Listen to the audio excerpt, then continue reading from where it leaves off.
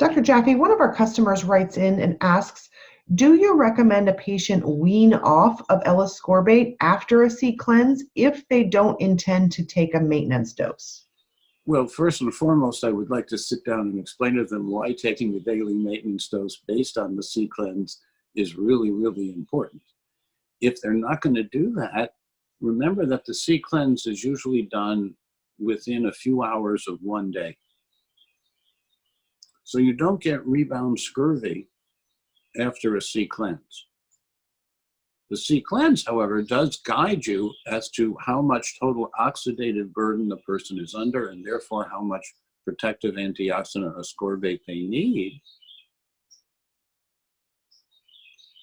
And I think I can understand the question, because if you're taking a higher dose of ascorbate for a certain period of time, you don't go from that to nothing without tapering down, ramp up, ramp down.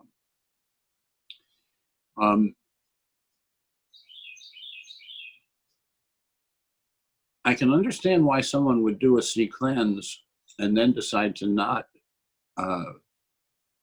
take in a daily amount based on that. But I would really want to counsel that person, because if you do the C cleanse and you personalize what you need, why not take advantage of that in this 21st century? Because it's a non-invasive test for your overall oxidative burden.